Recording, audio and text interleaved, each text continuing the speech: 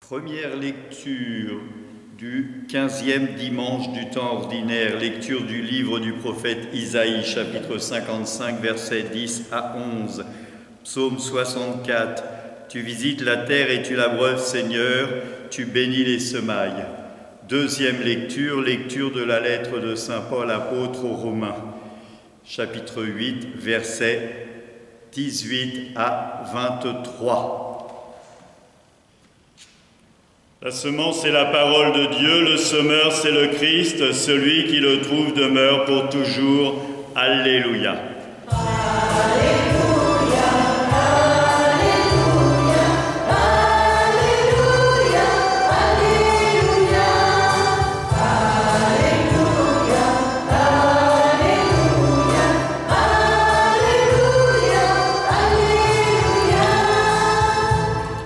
Le Seigneur soit avec vous.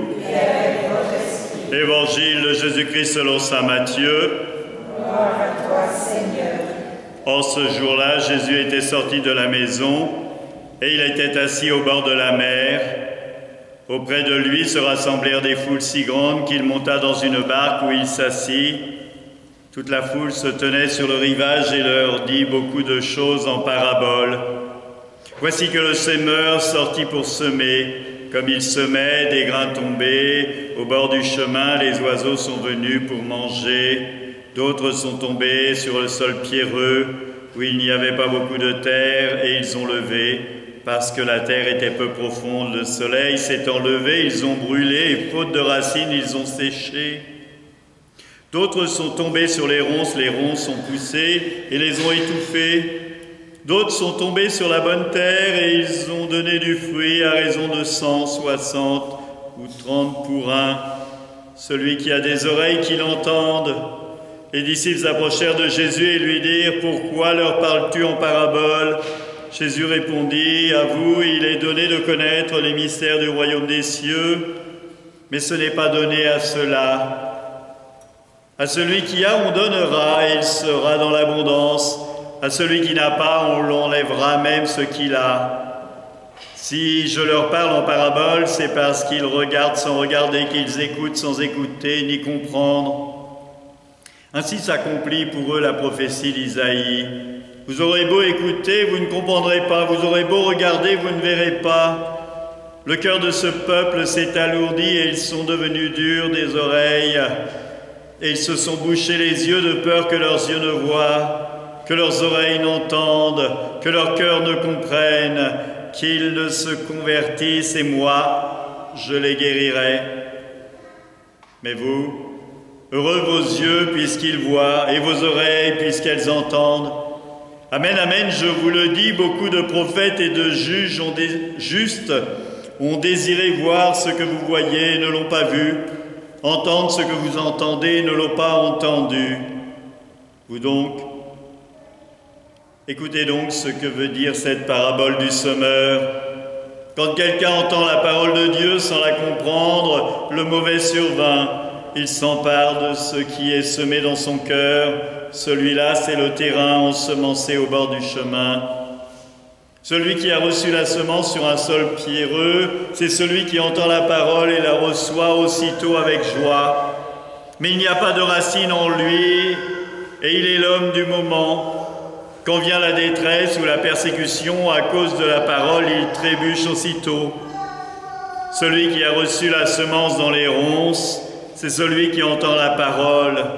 Mais le souci du monde et la séduction de la richesse étouffent la parole, qui ne donne pas de fruits.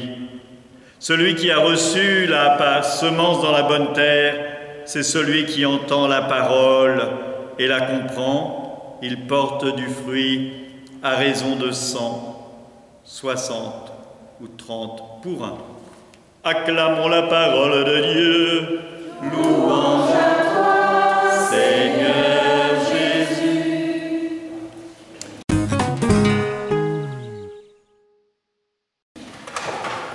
Mes frères, ces textes nous parlent de la création.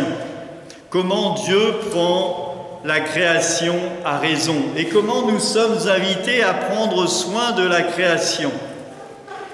Avec Laudato Si, le texte du pape, nous sommes invités à regarder la création comme non pas quelque chose d'utile pour nous, mais quelque chose dont nous devons prendre soin pour continuer de vivre en adéquation avec l'amour de Dieu. Alors, les textes qui nous sont proposés, la première lecture, eh bien, on voit bien qu'il s'agit quand même de la parole de Dieu. Mais cette parole, comme la pluie, elle nourrit la terre.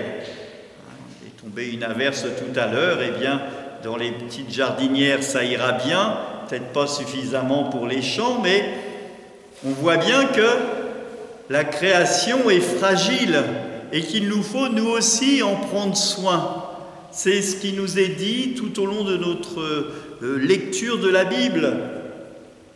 L'homme devra prendre soin de la terre. Elle lui sera non pas soumise comme quelqu'un qui a autorité, mais soumise comme un enfant qui a besoin de ses parents pour grandir, en lui donnant les limites, afin qu'il puisse prendre une ampleur et grandir en raison et en sagesse.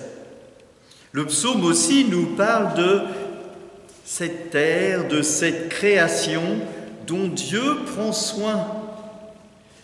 Dieu prend soin de la création et parfois c'est nous qui délaissons ou qui ne regardons pas le travail de Dieu comme un travail bénéfique.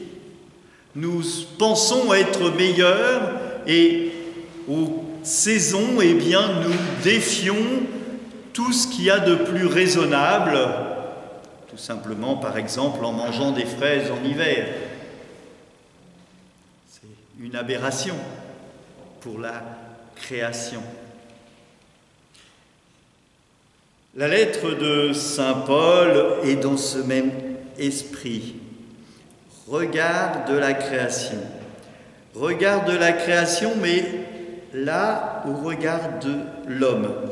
Nous sommes une créature de Dieu et nous sommes aimés de Dieu. Et en partant de ce principe, eh bien, il faut regarder pourquoi parfois nous ne nous aimons pas. Parfois, nous n'aimons pas l'autre. Parfois, nous sommes aigris. Alors que Dieu, lui, continue de nous aimer malgré nos défauts et grâce à nos qualités, nos charismes, des charismes qui sont dons de l'Esprit Saint. Alors, il me faut regarder comment, eh bien, j'ai cette relation avec Dieu tout au long de ma vie. Est-ce que je prends Dieu au sérieux ou est-ce que je fais fi de ce qu'il me dit en pensant que je suis bien suffisamment âgé, suffisamment mûr, suffisamment savant pour savoir ce que je dois faire de ma vie? L'Évangile est dans cette même veine. Alors ici, dans ces terres aux alentours où il y a des cultivateurs, il rirait bien de ce cultivateur-là qui sème dans les chemins et dans les ronces. Un cultivateur ne va pas semer des graines dans les chemins et dans les ronces. C'est peine perdue et puis c'est du gâchis. Eh bien, le Christ, qui est ce semeur, Dieu qui est celui qui sème, eh bien, il sème à temps et à contre-temps. Et il va jusqu'à l'inconcevable pour nous, parce qu'il ne mesure pas avec nos balances à nous, petit homme. Il espère que dans cette moisson, eh bien, il y aura des gens qui n'étaient pas prêts, mais qui, peut-être, vont convertir leur cœur et porter du fruit. Peut-être pas 100 contre 1, mais peut-être 30 contre 1. Alors, il nous faut donc regarder comment ce texte nous parle de la parole de Dieu. Si j'avais lu que la version courte, eh bien, on pourrait dire que nous n'avons pas la réponse à cette parabole. Mais avec moi, je ne lis jamais les versions courtes Parce qu'il nous faut entendre la suite. La suite, c'est l'explication du Christ sur cette parabole. Et nous sommes le peuple de Dieu, nous sommes le corps du Christ. Et puisque nous avons la Bible, nous avons la réponse à la parabole. Nous ne sommes pas ceux qui entendent mais n'entendent pas, qui font semblant de ne pas voir. Nous ne sommes pas dans cette catégorie-là. Nous sommes dans la catégorie de ceux qui devraient porter du bon fruit. Alors, est-ce que je mets tout en œuvre pour porter du bon fruit? Ou est-ce que dans ma vie, je fais passer les choses terrestres avant le Seigneur? Cela ne veut pas dire qu'il faut se désintéresser des choses terrestres. Celui qui me dit qu'il arrête d'aller au travail parce que Dieu lui demande de faire passer Dieu devant, ben je vais lui dire qu'il faut qu'il prenne soin de sa famille, de ses enfants et qu'il aille au travail pour remplir le frigo. Ou alors, je serai inconscient de sa responsabilité de père ou de mère. Nous avons à prendre en œuvre et à la fois les choses terrestres, mais pas comme un but, comme quelque chose qui va m'aider à vivre mes choses spirituelles, ma relation avec Dieu tout au long de ma vie. Et c'est comme ça, les moines le font bien, prière et travail. Comment est-ce que je peux allier ma journée de travail avec mon aspiration spirituelle à me tourner vers Dieu, pour pouvoir recevoir la parole de Dieu, pour pouvoir me nourrir de la parole de Dieu et que celle-ci porte du fruit. Alors aujourd'hui, on a plein de moyens.